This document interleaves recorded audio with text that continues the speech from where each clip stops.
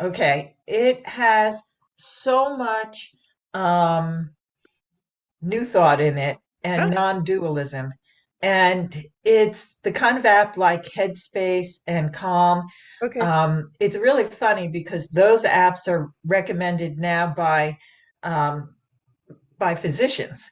Okay. And this is just, I encourage you guys to download it. It comes with affirmations, it comes with meditations. Yeah. Every single, it will take a while for you to get through different coaches and different types of coaches, but it's Lisa. all non-dualism, and Yeah. especially for interfaith ministers. Lisa. I'm sorry. No, that's okay. Can you just go ahead and drop it in? We're gonna go ahead and get started, but can you go ahead and drop that information Yeah. in the yeah, in the chat, and so everybody can grab that up. Thank you very much. Because yeah, thank you. So let me just welcome everybody to TLT, to Thought Leader Thursday. Thank you so much for taking the time out of your day to be here with us. Um, I'm going to go ahead and and ask for volunteer Bill or Michelle to pray us in. I would be happy to. Okay, Michelle, you're too slow. Got to stay unmuted when she's doing that.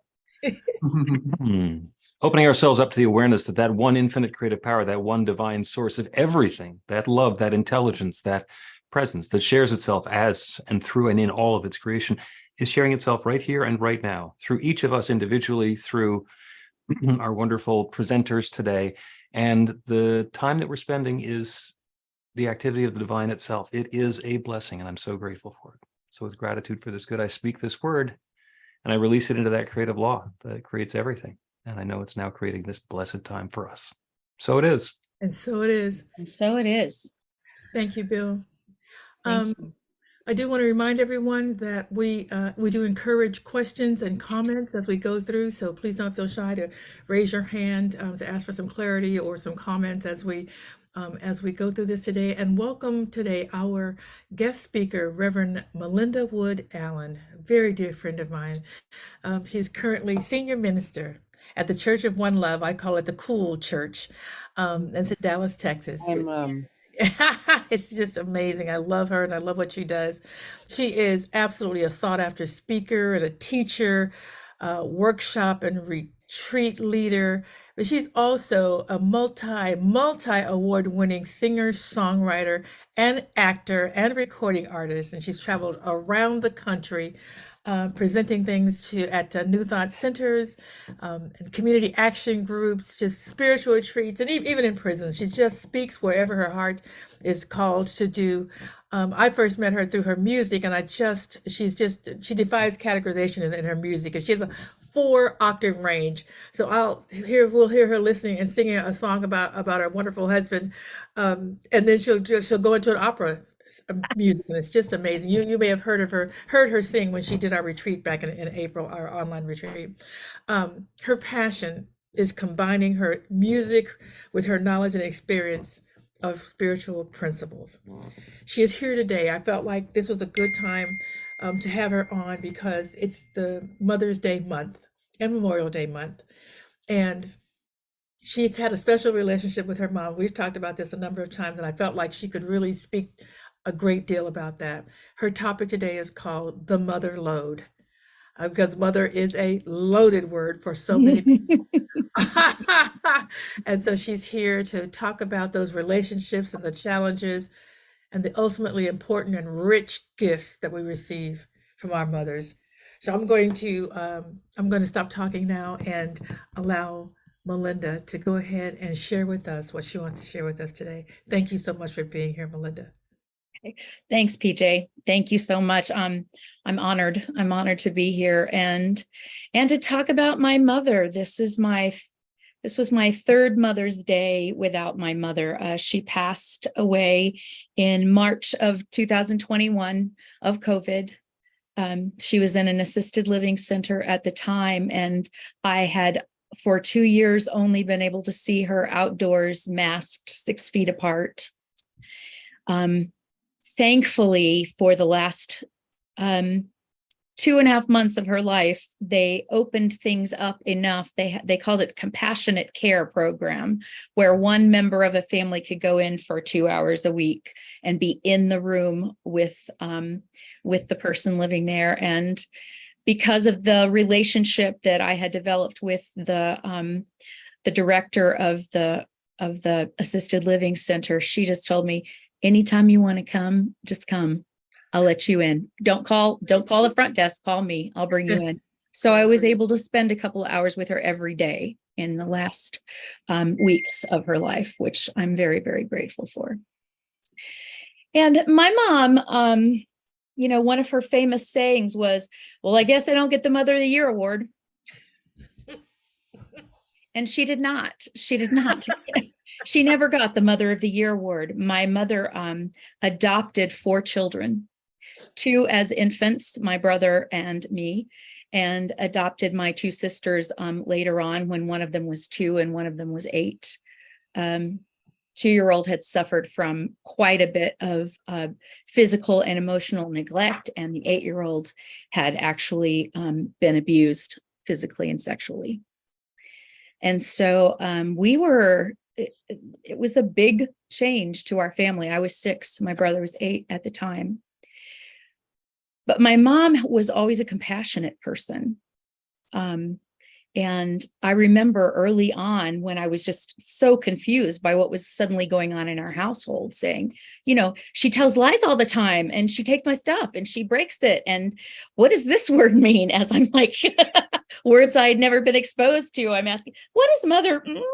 And my mom, just took it all in stride, fundamentalist Christian that she was, and said, she was, I think, kind of the start of my compassionate path, in that from a very young age, she encouraged me to look at things from another person's point of view.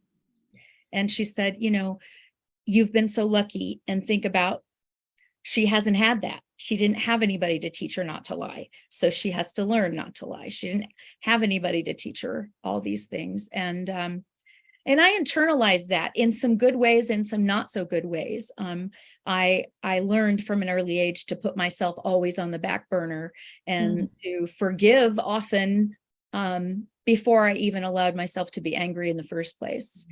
And so the gifts are always loaded, as you said, those mothers' gifts. And yet I would not trade being a compassionate person. She raised me to be a person of compassion. And I appreciate that. And I can see the gifts of the Divine Mother through all of that, that there is this intuitive sense, this ability to listen, to notice, to not make up your mind before taking the time to allow information, and not just head information, but to allow heart information to inform us before we take action, before we speak, before we respond or react. And I really give my mother, I give her a lot of credit for that, for raising me to be a compassionate person. I was adopted, as I mentioned before, too. And although I was an infant, the adoption agency where I was adopted from said that for this first 6 weeks of my life, I did nothing but cry, and no one could comfort me.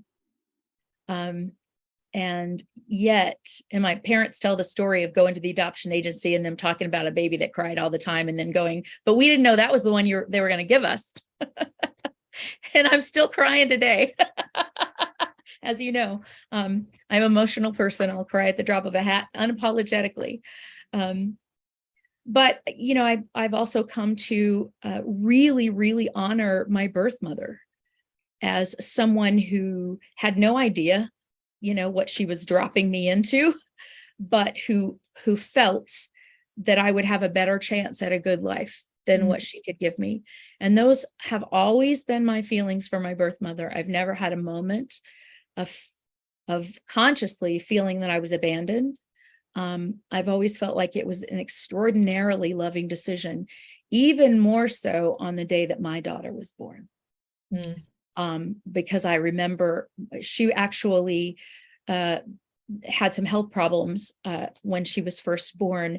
And so they, instead of, doing the birth plan and putting her on my chest and letting me bond with her, they put her in a machine and flew her in a helicopter to a hospital, to a children's hospital.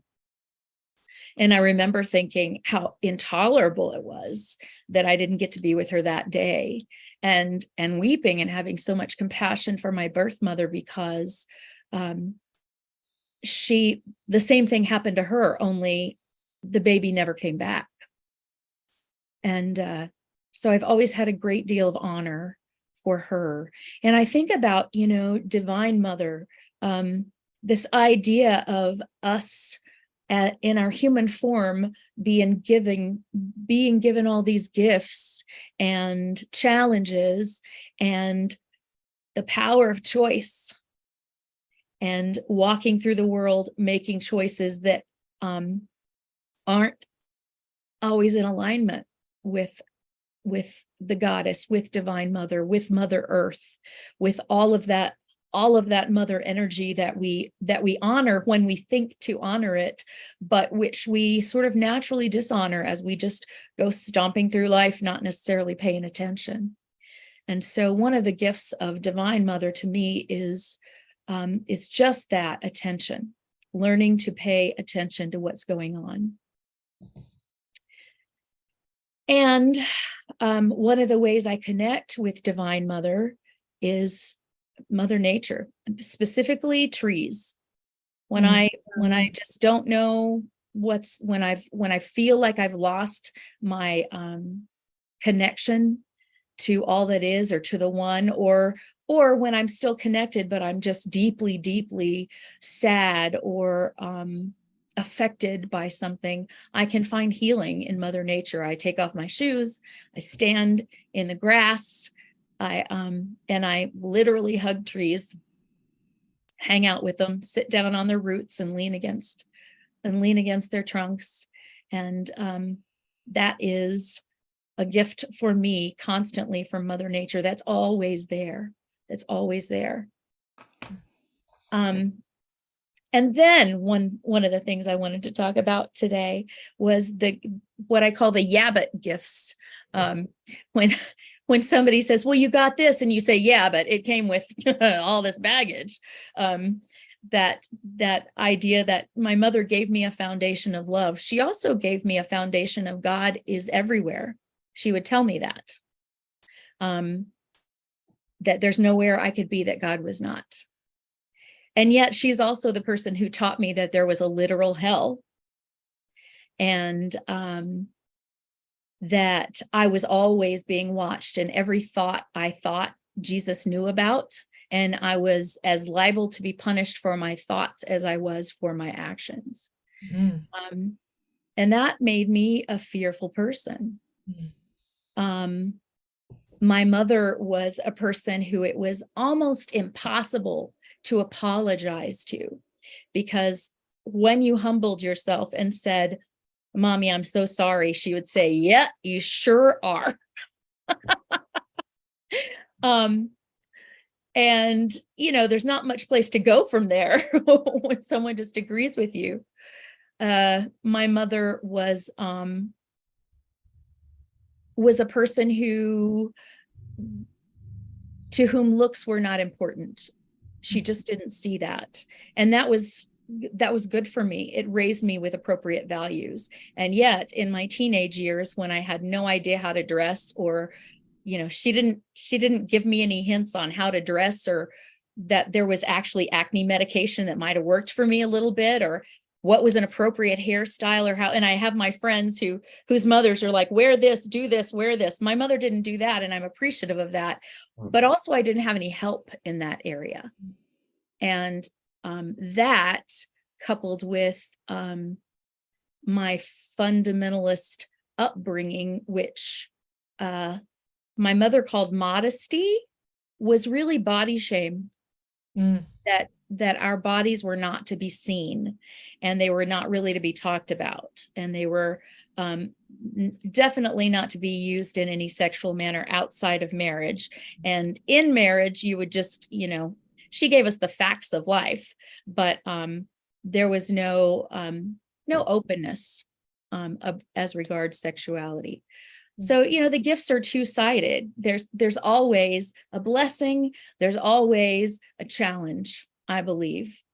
And one of the things that the challenges that I got from my mother is that I was very ashamed of my body.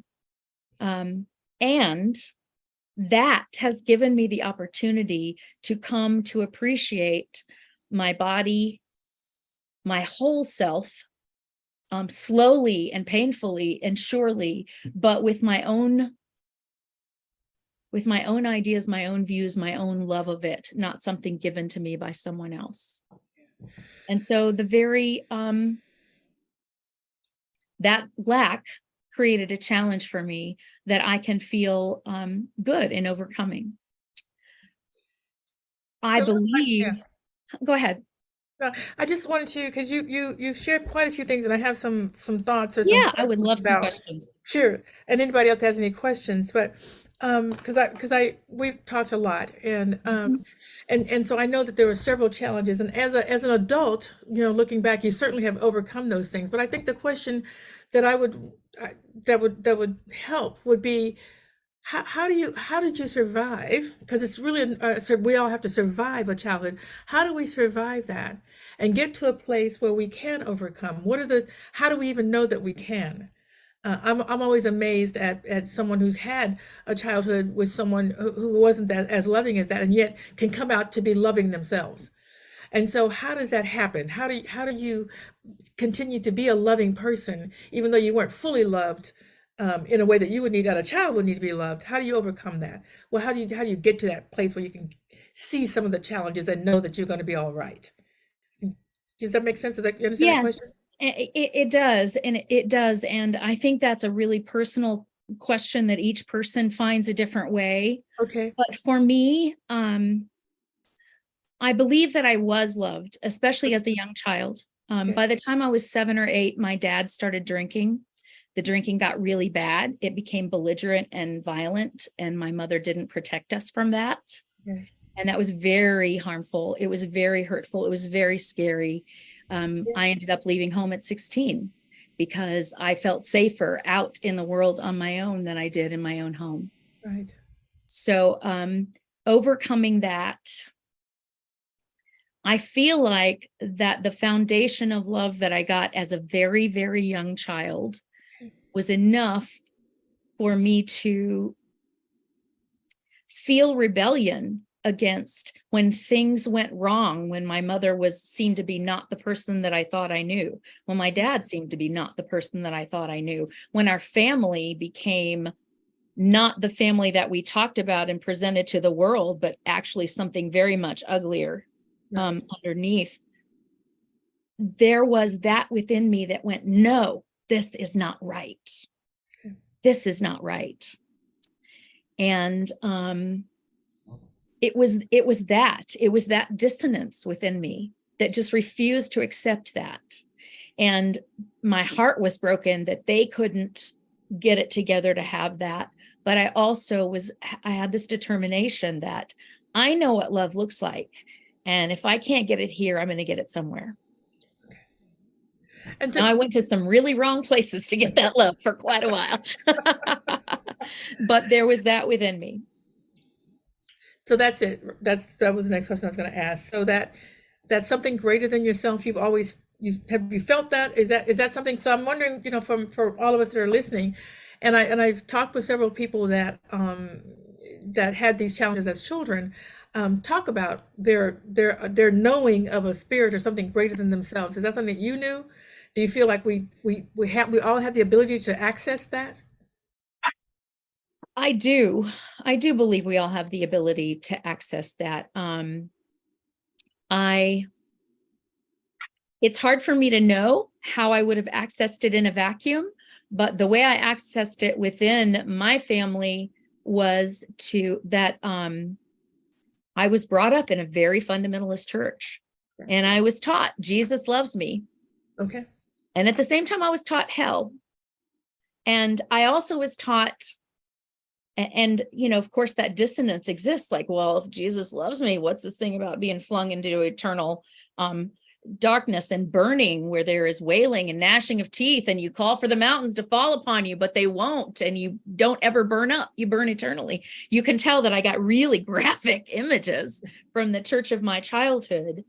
And yet there was always talk of this love as well. And the mother has something to do with how I eventually came to sort that out for myself. And that was on the day that I found that I was pregnant with my daughter. This dissonance existed within me. I was starting to let go of some things I'd been taught that didn't seem right, but I was terrified to. I was starting to hear some other things that seemed to make more sense, but I was suspicious and afraid of, because I'd been taught that it's not the answer that'll get you in trouble. It's asking the question in the first place. Gosh, goodness. And I got some of that, I got that from my family. Don't ask. But the day that I found that I was pregnant with my daughter, I'll call it a divine mother intervention. The mother in me went, nuh-uh. I don't even know what this thing is. It's a 2-week-old zygote. And I already love it so much that I know without a doubt that there will never be a sorry, that was your last chance. Right. Now I've loved you a lot, but now you have to burn. And that dissonance that had been alive in me and causing that friction for so long just finally went, no. If one is true, the other cannot be. Very good. And I chose to believe that love is true. And therefore, if love is true, all that other stuff is not. Now, it took me years to sort of work out the details. Certainly. And fill in the blanks on that. But that was what it was within me. And I call that a divine mother intervention. I would like to think I would have gotten there anyway, but that moment of truth with how am I going to love my human child? And the way I thought of it at the time was, I know that my love is not perfect as a human. So if God's love is less perfect than mine, what the heck, And then, and my thought was, I'm not going to worship a God who's pettier than I am. Right. Doesn't make any sense. Right. So, and it was scary. It was scary, but the conviction in me was strong enough that I thought, well, if I burn for it, at least I will have lived in love for my lifetime. Exactly. Thank you very much for that. That's very heartfelt, and I feel the truth of it. But you said something else here, as you're talking about that. You said you knew the truth, and I think as we kind of walk this new thought path, and we're looking for what makes sense and what doesn't make sense, because I think that's what gets us on the path. Is like, this isn't making any sense. This is making sense. The truth lights up our lives. It lights up our hearts. Who here has some experience with that they'd like to share while we're talking here? Who has some experience with knowing the truth?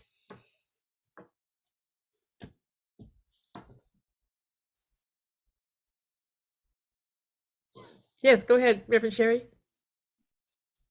A couple of years ago, over the course of 2 weeks,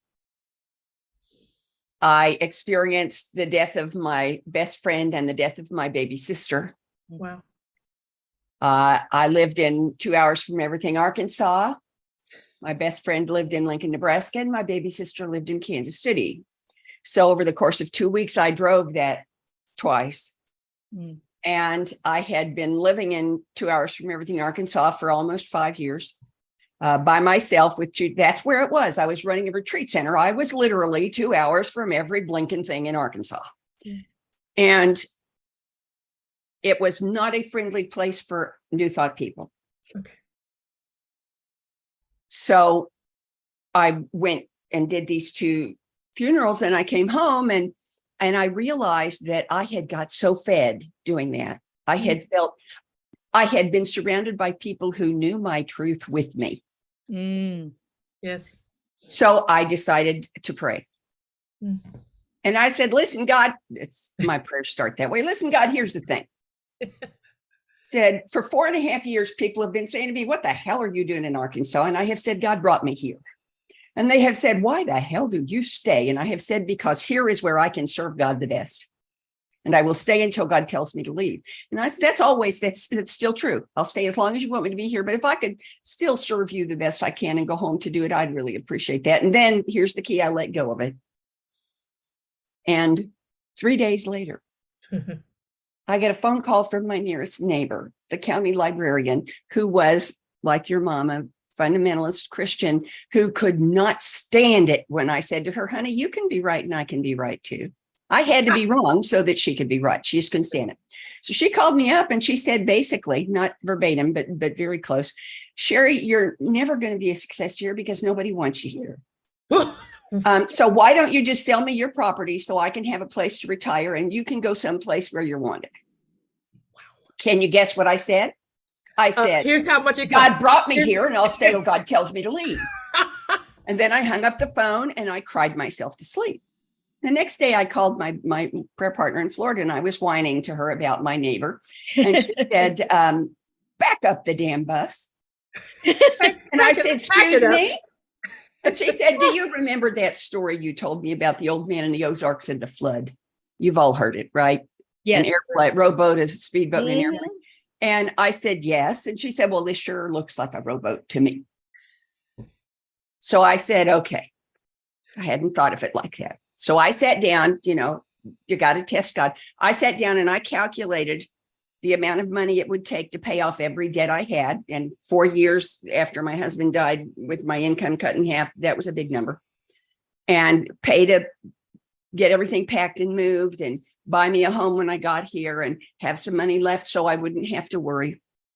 Then I added $25,000 to it. And when she called me back, I gave her that number and she said, can you take any less? And I said, no, because I have to do yada, yada, yada. And she said, okay. That's all. Okay. And I said,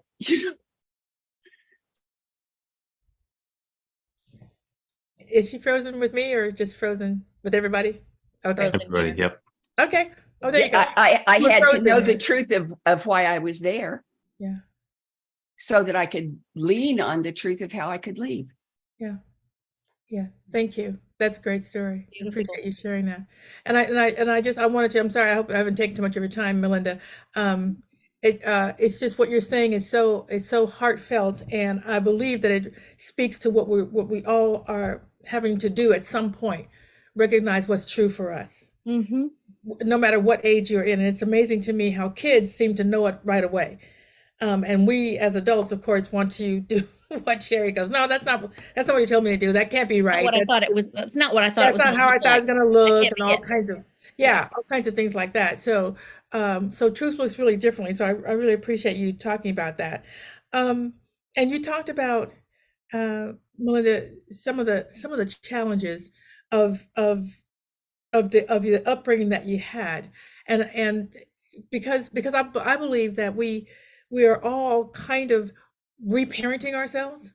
Absolutely. We're having to look at the challenges of our childhood and say, why is that true? Has it ever been true? Is it still true? Do I want it to be true? All the truths around all of that. And so share with us how you have overcome some challenges. Is there like a path that or a way in which this is something I need to overcome and this is the path I need to take? Or is every one of them singly different every time you decide that this is something I need to get over? That's a really interesting question. So I would say two things. Yeah. One, I have found, that God sent me rowboats and helicopters too. That the things I could not get from my own mother, if I paid attention, there were other people showing up in my life who could give them to me. I had a voice teacher when I was 15 that was my savior. I don't know if I would have survived. I was three years in a foreign country with living in a violent household with a mom who just basically, I think because of her fundamentalism, she just had to check out. She couldn't deal with the truth. And so she just didn't deal whatsoever. She literally smoked cigarettes and played Ms. Pac-Man for 9-10 hours a day. And So, but other people stepped in. Teachers, a lot of times teachers, girlfriends. Yeah. And there will come a day when almost all of us will lose our mothers and have to get our mothering someplace else. And it's really helpful if we have some other mothers already lined up. And I'm very lucky in that way. I'm very lucky in that way. And you're one of them for me. But what I also find is that one of the most helpful things I can do is to literally use my memory to allow myself to really feel those places where I felt abandoned, attacked, ignored, unhealthily focused upon, although there's been a lot less of that. And let those be my cues for what I need to do for myself. Yeah. Too often, I think in therapeutic situations, people go back and they look at that. I was abandoned, I was attacked, I was ignored, I was abused. So that's why I act like I do. And that's a nice excuse if that's what you're looking for is reasons. But if you say, I was abandoned, how can I show up for myself? I was attacked. How can I avoid, if possible, the situations or being around people who I know are prone to attack me? Or how can I defend myself? Or how can I be proactive in those ways? If I was ignored, how can I stand up for myself? How can I advocate for myself? Those are all places, all things that I have learned to do that I learned early on. You can't trust them to show up for you. So you better show up for yourself. Right. You may be attacked. So get your defenses in order. And by defenses, I don't mean walls. I mean boundaries. I mean, understand what is theirs and what is mine. And man, my parents did a great job of teaching me that. Now, if I hadn't wanted to learn it, I could have just stayed a victim, but I wanted to learn it. And I was able to truly open-heartedly love both my parents for at least the last 25 years of their lives. With absolute forgiveness, not because I skipped over the garbage, but because I walked through it and found my ways of overcoming and understood that they did the best they could and did not show up for any more abuse or ignoring or attacking. I would show up, and if it started to happen, I would say, I'm not available for this.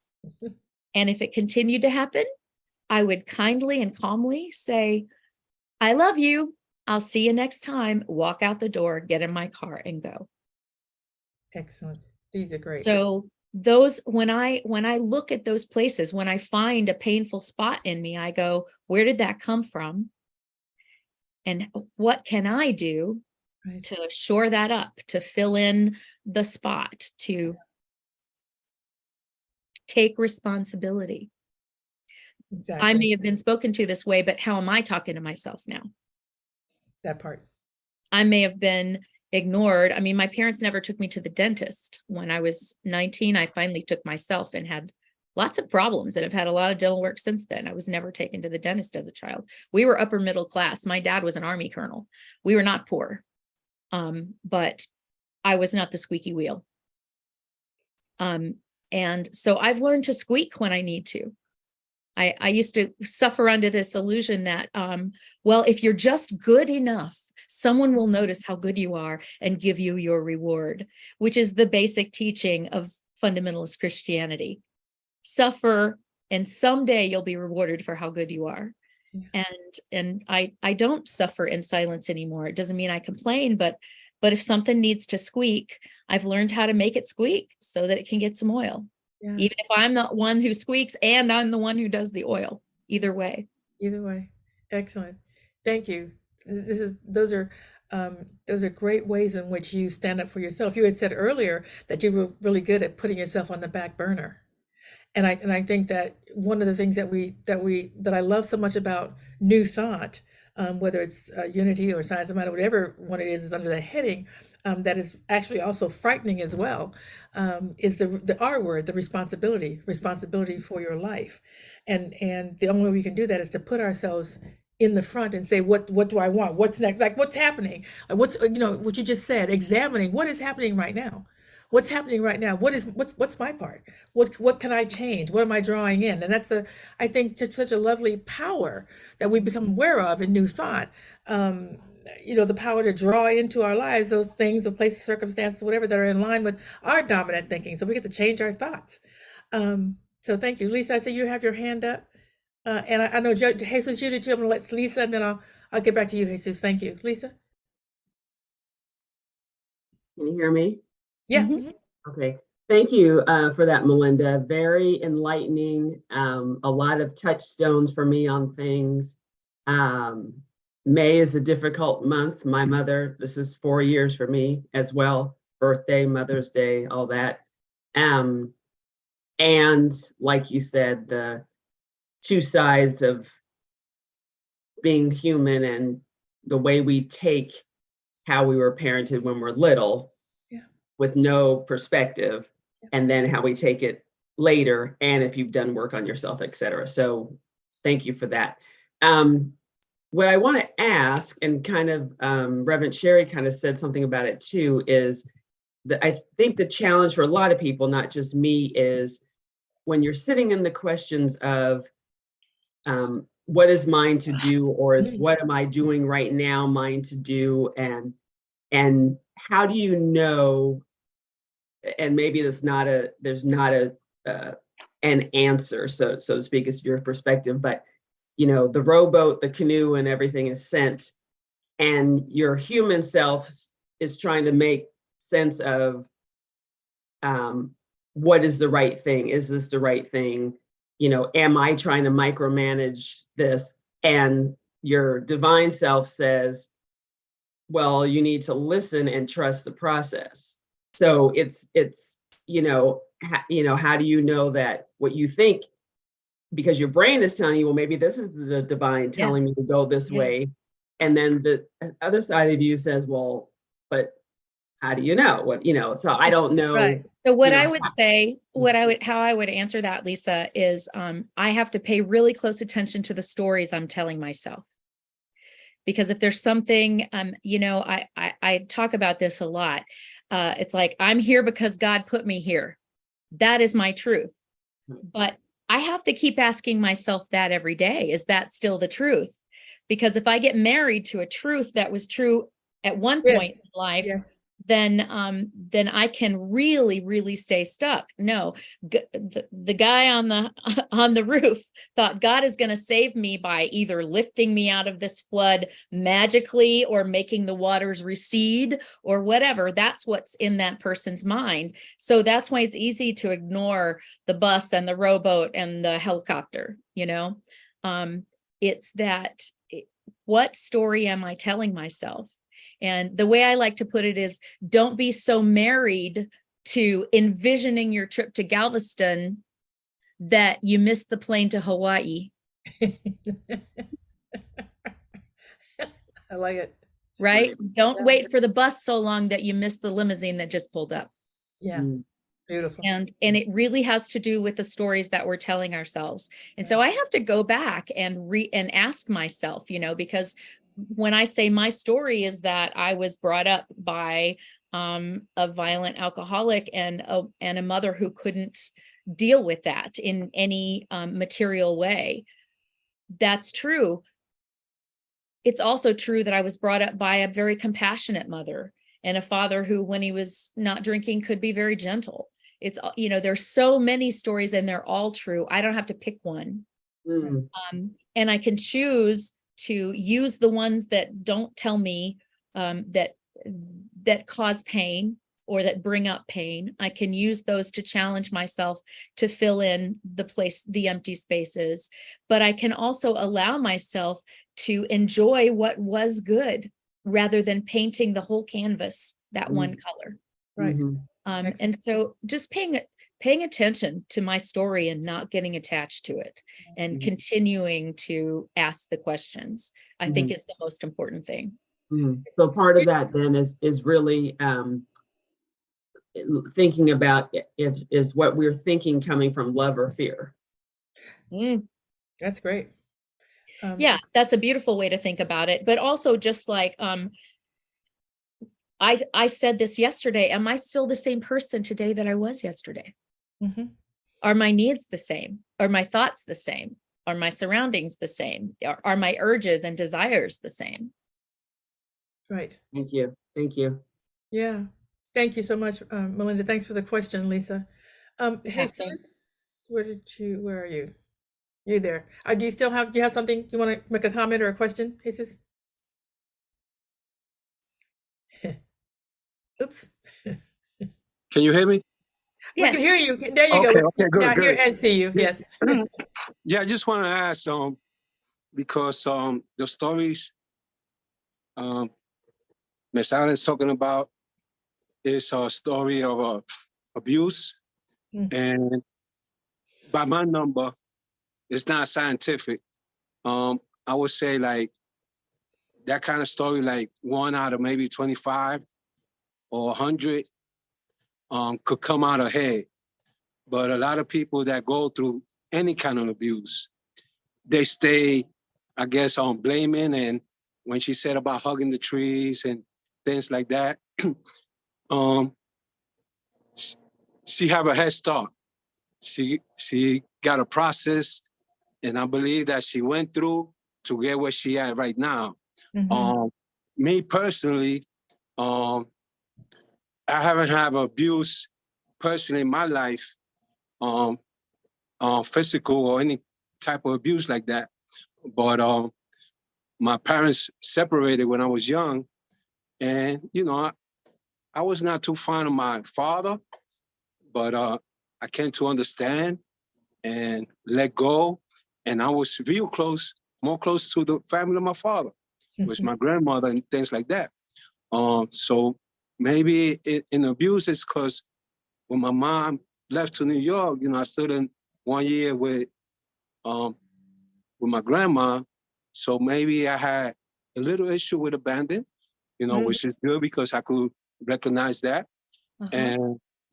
But how can, and right now, do you have any residues of blaming your parents? Do that comes up once in a while for you? And I believe you know how to process that. And if somebody going through abuse, sexual, whatever, what will you tell them for them to have a process themselves to overcome and get to the point where you are right now? Good questions, Jesus. Thank you, Jesus. Those are good questions. And I think I heard a question where you asked, do I ever have those episodes of blaming? And I think this is something I think it's important to remember to bring up. I do not try to forgive and forget. But when I remember, it is about the story of my overcoming that I remember rather than the blame for what went on. And as I have grown older, I have also, my perspective keeps getting wider and wider and wider because I am always working on my compassion. I'm challenging myself on a daily basis to have compassion for others. And what I find is that, I work hard on it and I get inches, and then sometimes just spirit just takes me forward a mile. And I've had those incidents through my life where either something similar is happening for me that happened to my parents that gives me more of an understanding of where they came from. Yeah. So that's helpful. But what I would say is don't try to jump over the anger. Don't try to jump over the blame. Don't try to jump over the things that happened. Don't try to act like you've forgotten so that you can put a nice smile on your face and say, I've forgiven all that. In order to forgive someone that you're angry at, you first have to experience your anger. In order to heal from a wound, you first have to admit that you've been wounded. Mm. And there is value in that. And we don't always talk about that a lot in New Thought. But the way I say it is, you can't use God to pole vault over the garbage in your life. But if you're willing to walk through it, you will never be alone. Mm. Mm. God will have your hand and your back and your front and your sides and be your foundation under your feet the whole time, if you're willing to use your courage to walk through it. Mm. And so it does take courage. It's not about a magic cure. It's about taking courage every day. Yeah. Thank you. Thank you. You're Awesome. welcome. Excellent. Was that helpful at all? Yes. Okay. Thank you so much for this is you know, I just when you start talking about moms, it takes on some, it goes in different, you know, just goes in different areas. So I appreciate you so much for being willing to share how you're feeling about so many things, and ultimately coming out on the side of you and truth and love and compassion, forgiveness. To talk a little bit, I heard someone else, because you mentioned something that someone else was saying before, and it resonates with me when you said, don't act like it didn't happen. You know, don't act like it didn't happen. I'm not trying to do that. And someone else said to me that what I'm trying to do is, because things apparently hurt has different pockets in your heart. Oh, yeah. Right? Like it's sitting different places, and you think it's gone, but then it rises back up again. And the person said to me, they're not trying to forget it, they're trying to take the energy off of it. Yes. What is your thought about that? Oh, wow. That's a beautiful way of saying it. Okay, yeah. And personally, here's an answer. I used a 12-step program, was very, very important on my path. And that is a program of taking an inventory of just telling the truth as you see it at the moment you take the inventory, about everything that happened and what happened to me and what I participated in, what I volunteered for, what I contributed to, and looking at all of that truthfully. Yeah. And then what I find is, once I did that first, like, really big and comprehensive and painful inventory, is that as those things come up again, you know, I just revisit them, and I can tell immediately if I can remember it and have no emotional charge about it, like, yep, that happened, then yay, that's how I know the healing has happened. Right. But if with the memory comes a painful charge, if there's energy around that, then there's more that I need to address. And that's my clue. That's my cue that there's more that I need to address. Yeah. So if I'm angry, if I'm excessively sad, if I'm, you know, because sad memories are going to make you sad, but ultimately I know that I won't say the ending of the story, but I've read later in the book, I know I'm okay. I don't know what the ending's going to be, but I don't have to be stuck in the first few chapters. I already know that, you know, in chapter 56, which I'm currently on, about to turn to chapter 57 next month, that things are going okay, that whether anyone else is here for me, I'm here for myself. And that is God in me, showing up for myself. Excellent. Did that answer your question? It absolutely did. Okay. That's my question. Hopefully, Jesus, are you getting some answers too? Good. Great. Thank you so much. It's about time. We're going to need to wrap it up just a little bit. So I just wanted to give you just a second to say, is there anything that you want to make sure you say that we know? Any last words that you want us to know before your parting words? I think it would be that you can make a list of all of the ways that you want to be mothered, of all of the ways that you weren't mothered and felt like you missed. let yourself go into that as fully as you can, and then take responsibility for your own self-talk, your own action, because you can comfort yourself. You can bless yourself. You can give yourself permission to do the work that needs to be done. You can encourage, care, love, nurture, rest yourself. You can appreciate your beauty. You can learn, you can reach out, you can go within, you can rise up, and you can love yourself unconditionally.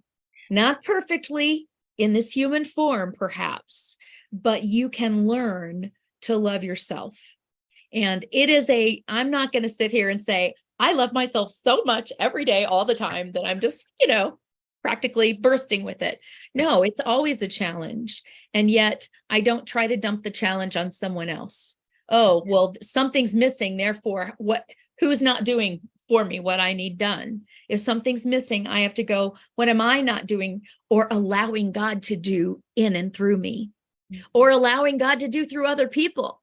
Because if I'm closed off and God's trying to give me mothering through another person and I won't take it, that's, again, my responsibility. So I love this. Instead of I have to take care of myself, I get to take care of myself.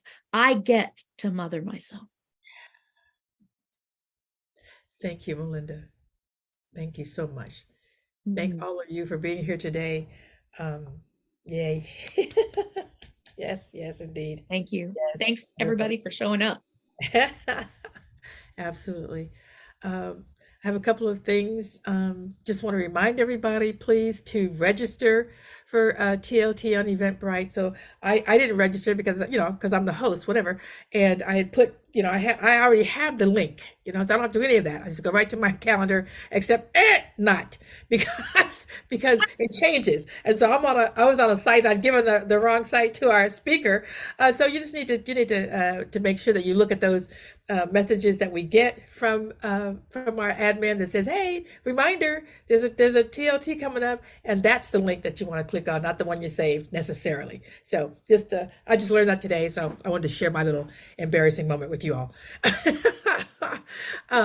Also want to let you know what's going on. Our upcoming speaker in June is our very own Reverend Dr. Brock Ford. And just want to say very quickly what you're going to be talking about, Brock, just very quickly, a sentence or two. Sure, I'll be glad to. Thank you. Yes, I'm looking forward to it. And thank I'm you so much, Melinda. You really touched me and helped me today. Thank you for that. I'm going to be talking about the diversity of life and taking new thought to the streets. That's what we're going to talk about. All right. I love it. Easy peasy. So it's going to be really wonderful. And I just love how he's taking new thought principles and applying them in a diverse and in a way, it's just taking to a student, he just said. So that's going to be wonderful. I hope to have all of you come, and be sure and tell your friends about it as well. So we don't forget about our Gather and Gab, but we still have that, right, Bill? Gather and Gab. Okay, so Gather and Gab is still happening on the second Sundays. That's Pacific Standard Time at 5 o'clock, and it's hosted by our own Gay Beauregard, who is our treasurer for Anton. So she's doing that. We also have the Parliament of World Religions coming up August the 14th through the 18th in Chicago. Do we have some words about that? Michelle, you got a list going on? What's happening? Yes, I have a list. Well, actually, Bill created a lovely Bill, list both of you, I'm yeah. going to now add to, because I've got some folks that I know are coming that are not on the list. But if you are attending and you don't think I know that you're attending, and you want to be part of the Anton delegation, which we're not even sure what that means yet, but it will become clear as we get closer, please reach out to me and say, hey, just make sure you know that I'm attending. I'm actually putting that list together. I'm going to be sending an email out today to those that I know are attending. So if you don't know that I know you're coming, please email me at michelle@anton.org, which I'll put in the chat right now. Thank you so much. Thank you. And don't forget, everybody, to take a look at the chat. There's some great stuff in there. When we first started, someone put in there something about Aurora. So make sure you take a look at that. Robert, you had something? Your hand's raised. I've always got a few things. Anybody going to the Parliament that's looking for a roommate, let me know, because I'm looking to room up with someone. Number two, launching a new video project that we intend to have ready well before the retreat, that is all about Anton membership. So if you are a member of Anton, I'm dropping a link in the chat. Please jump on that calendar and schedule 15 minutes with you. We want to put you on camera and we want to make you part of a bigger project. And I can promise you it is incredibly easy and it is incredibly simple. All you got to do is show up as your shining light, look good, have your party clothes on, and you're going to record a couple of sentences with me. One is I am ANTN. And the other line is, we are the people that say yes. Yeah. And Nice. so we want to get we're really striving to get everyone that is a member of Anton to be a part of this. So please schedule 15 minutes with me and we'll take the next steps. And that's all I've got. Thank you very much. Thank you so much, Robert. Appreciate it. And of course, he'll be at our retreat. Let's see. That's the next thing I wanted to mention. The Anton 2023 annual retreat is happening October the 2nd through the 6th. And what's the name of what's it called this time, Bill? I believe it's Emergence. It is Emergence. Okay, I didn't know if that was it is Emergence. That's a beautiful thing and has a beautiful logo. So please get on the website, take a look at that, what's going on. You really want to be there. You want to be there. You don't want to miss it. We're going to have great speakers, and obviously just getting together with one another is a fabulous thing. So put that on your calendar for October the 2nd through the 6th. And then finally, Anton, we have our second book that's coming out. Do we have details that is that on the website about that? Yes. Well, the first thing is that you do have to be a member of Anton to participate in the book. That's a benefit of membership. So to get the details about the book and the parameters, what we're looking for, how to submit your article, etc., you have to be logged on as a member, and then you can get to that place on the website. So for those of you who are on this call who are members, please check that out. Log on, go to the play. It's very easy. Once you log on, you'll see exactly where it is. It's very clear. If you have any questions, you can reach out to me. There's a special email address for the book itself. And we're really looking to this. I have an intention, I have a desire, I have a hope and a prayer that we get this book published before the holidays, because it'll make a great Christmas present to give to yourself and to give to others. And if you want to be a published author and are not a member of Anton, this is a great way, become a member, and this is a great way to become a published author.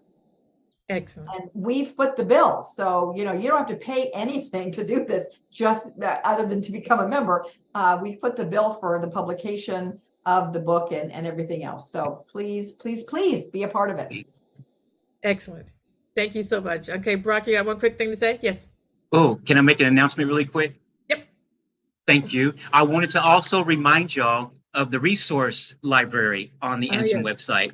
So if you have talks or meditations or scripts or anything, really stories, things that you've written, you can put those up on the resource library, and people can access those. And you can put up your sermons, Michelle, pretty much anything like that. We can put up music, authors, things of that nature. So check out the members site, the members portion on the site of the resources. And if you have any questions, look me up and call me. I'll be glad to help you with that. Perfect. Thank you so much. All right, so we are coming to an end. I do want to, let me see. Do we have some food today? There we go, Reverend Steve. He's always feeding us. Look at this. Barbecue. Is this Kansas City barbecue? Beautiful. It took me a while to get it all up, but I'm glad that there's vegan as well. Oh, excellent. Thank you. Thank you all so much for being here today. I appreciate it. Thanks, Bill, for being the Anton admin. A beautiful job. Thank you so much. Thank you, Pjae. Thank you, everybody, for showing up.